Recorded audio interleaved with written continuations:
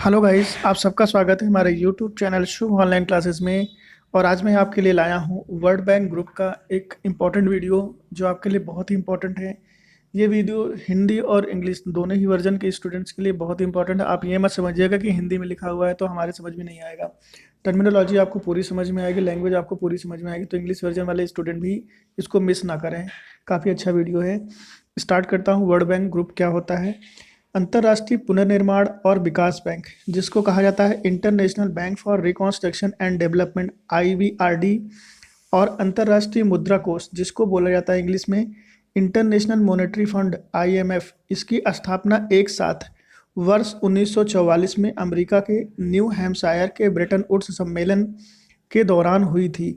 Bretton Woods सम्मेलन को आधिकारिक तौर पर संयुक्त राष्ट्र मौद्रिक और वित्तीय सम्मेलन, जिसे इंग्लिश में कहा जाता है United nation monetary and financial conference के रूप में जाना जाता है। तो यहाँ से जो सबसे इम्पोर्टेंट क्वेश्चन आपसे पूछा जा सकता है आपके एग्जाम में, वो है IBRD और IMF, इन दोनों की स्थापना किस वर्ष में हुई थी? किसी एक का पूछा जा सकता है आपसे, या दोनों का एक साथ में पूछा जा सकता है।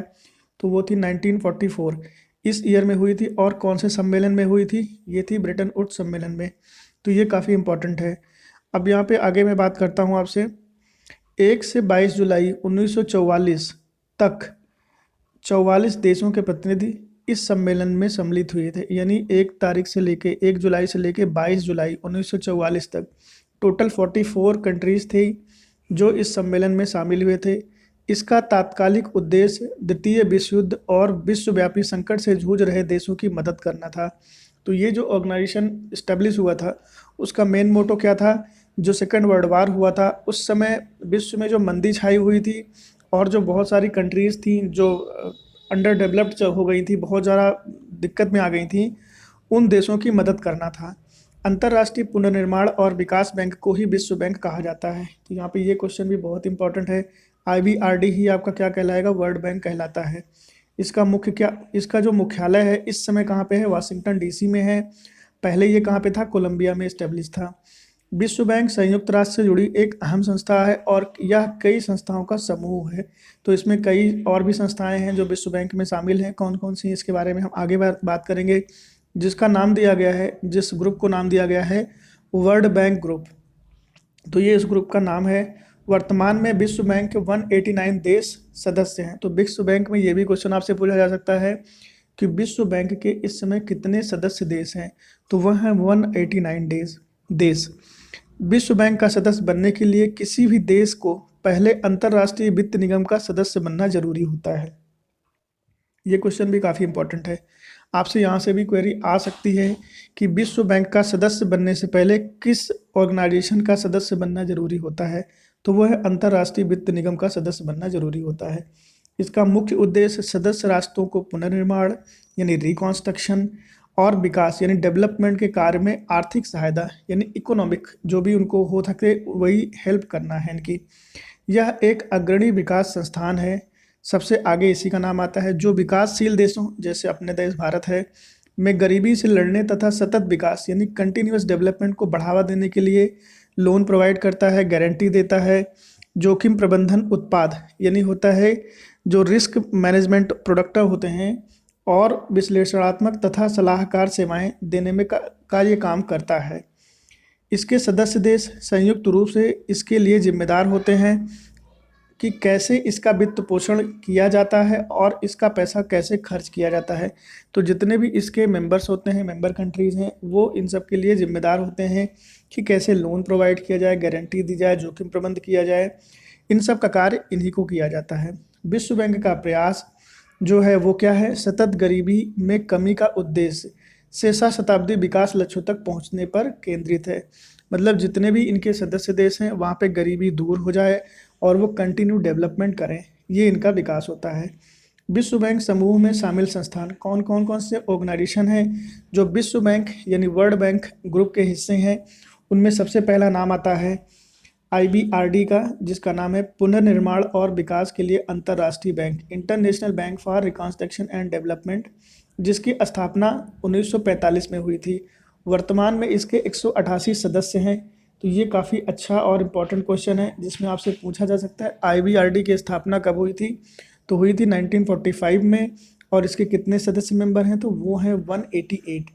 आईबीआरडी का जो प्रमुख उद्देश्य है वो है ऋणग्रस्त गरीब देशों में ऋण गारंटी और गैर उधार सेवाओं के माध्यम से सतत विकास को बढ़ावा देना, जिसमें विश्लेषणात्मक और सलाहकार सेवाएं शामिल है। आईबीआरडी उन सदस्य देशों के स्वामित्व में है जिनका मतदान शक्ति देश की सापेक्ष आर्थिक शक्ति के आधार पर उसकी पूंजी सदस्यता से जुड़ी हुई है। आईबीआरडी दुनिया के वित्तीय बाजारों में अपना अधिकांश धन जुटाता है और वर्ष 1959 में 9 से इसने जो रेटिंग की है वो है AAA रेटिंग बनाए रखी हुई है, मतलब नंबर 1 पे बना हुआ है।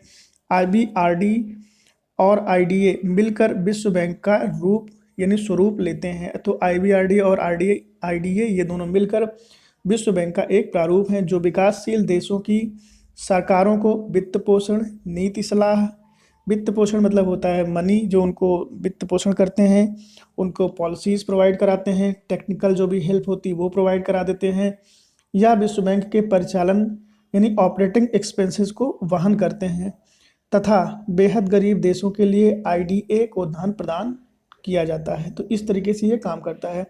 दूसरा जो ऑर्गेनाइजेशन है जिसका नाम है अंतर्राष्ट्रीय वित्त निगम, इंटरनेशनल फाइनेंस कॉर्पोरेशन, आईएफसी।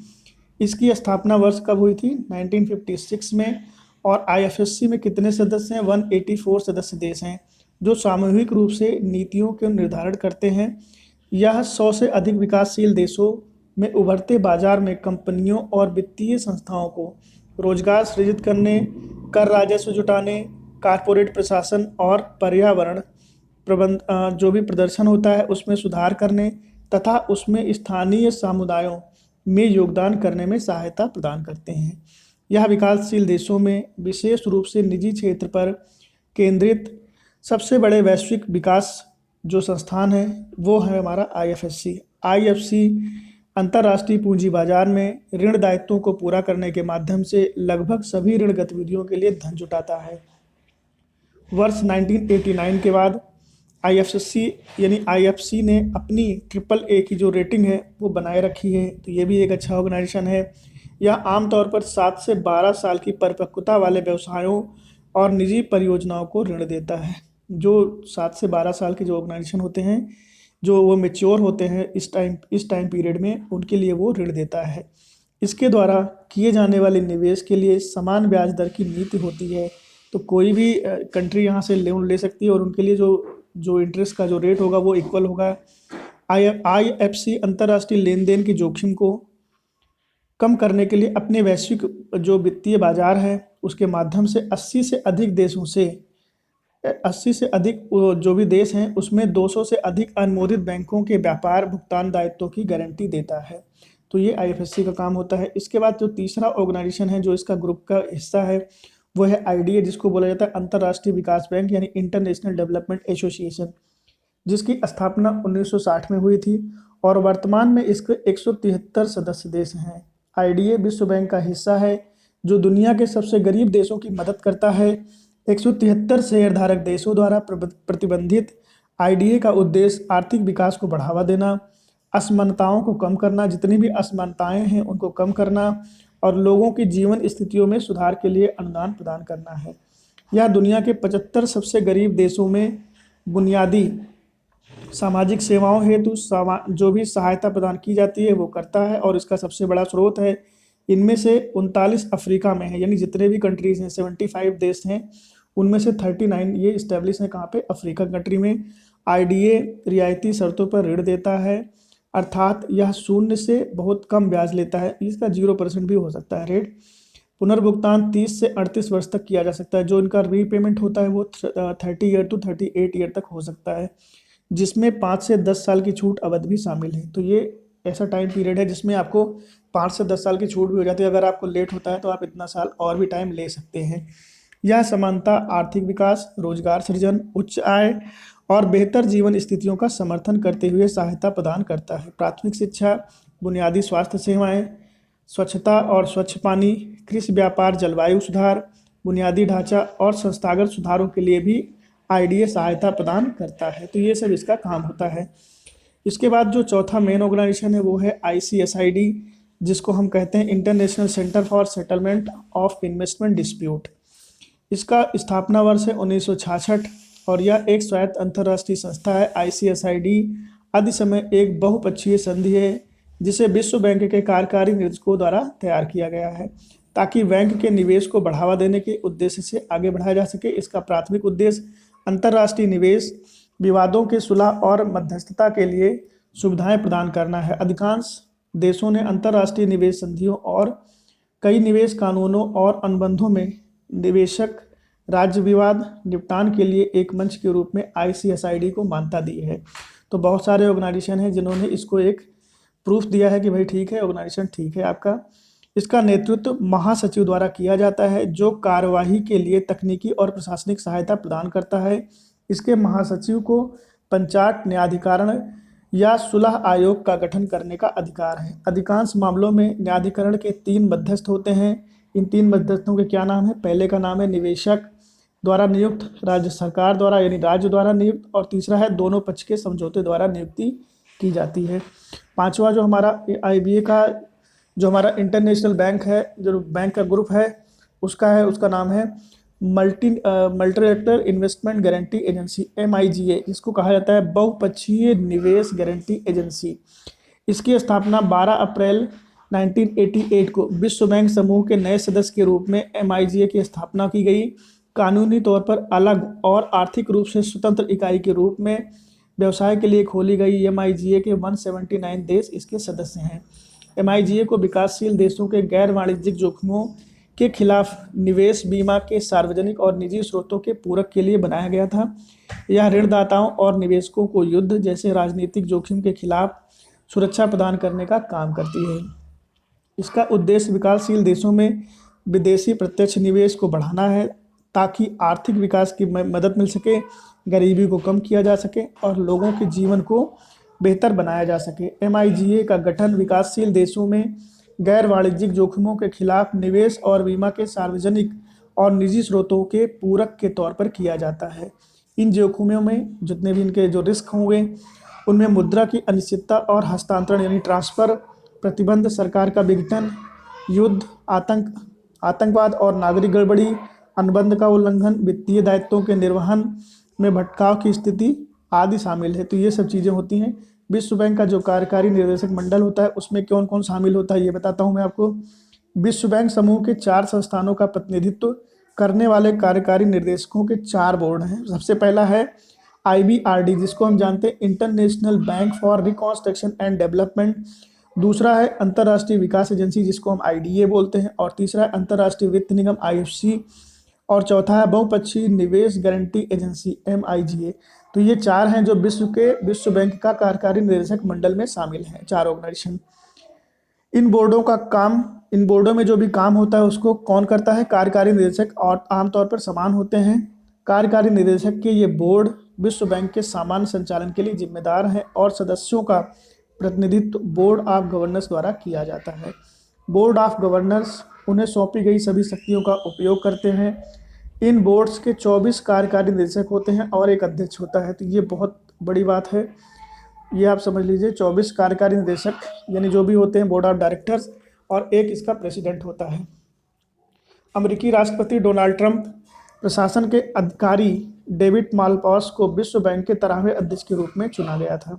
अभी डोनाल्ड ट्रंप प्रेसिडेंट नहीं है फिलहाल राष्ट्र अमेरिका के। विश्व बैंक के कार्यकारी बोर्ड में आम सहमति से उनका चयन किया जाता है। विश्व बैंक का सबसे बड़ा शेयरधारक इसके अध्यक्ष का नाम प्रस्तावित करता है। अमेरिका विश्व बैंक का सबसे बड़ा शेयरधारक है और यही कारण है कि अब तक सबसे जितने भी अध्यक्ष हुए हैं वो अमेरिका के ही रहे हैं। ये बहुत बड़ी बात है इसके लिए। और विश्व बैंक की जो सदस्यता है उसके बारे में क्या है? IBRD के आर्टिकल ऑफ एग्रीमेंट के तहत बैंक का सदस्य बनने के लिए किसी देश को पहले IMF, जिसको इंटरनेशनल मॉनेटरी फंड में शामिल होना अनिवार्य हो जाता है। इसके अलावा IBRD की सदस्यता मिलने पर IDA, IFC और MIGA की सदस्यता मिलती है। ICSID में सदस्यता IBRD के सदस्यों के लिए उपलब्ध होती है, किंतु जो IBRD के सदस्य नहीं हैं लेकिन party of international court of justice CJ के सदस्य हैं, उन्हें ICSID प्रशासनिक परिषद के आमंत्रण पर अपने सदस्यों के 2/3 वोट का समर्थन मिलने पर ही सदस्यता मिल पाती है। अब ये था पूरा इस विश्व बैंक के समूह की जो सदस्यता है उसके बारे में। अब थोड़ा सा यहाँ पे बता देता हूँ विश्व बैंक का जो समूह है और भारत के जो रिलेशन है, जो भारत अपना देश है वो कैसे इसमें शामिल हुआ है, इसके बारे में थोड़ी सी डिटेल है। भारत ब्रिटेन वुड्स में किए गए समझौते के मूल हस्ताक्षरकर्ताओं में से एक था, मतलब ये भी वहाँ पे शामिल था, जिसने international bank for reconstruction and development IBRD और अंतर्राष्ट्रीय मुद्रा कोष की स्थापना की। भारत वर्ष 1956 में IFC और 1960 में IDA के संस्थापक सदस्यों में भी शामिल था। जनवरी 1994 में MIGA का सदस्य भी भारत बन गया।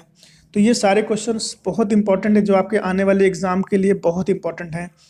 वर्ष 1949 में भारतीय रेल को ऋण देने के लिए IBRD द्वारा भारत को ऋण देने की शुरुआत हुई तथा 1959 में भारत ने IFC और वर्ष 1961 में IDA द्वारा पहला निवेश एक राजमार्ग निर्माण परियोजना पर किया गया था।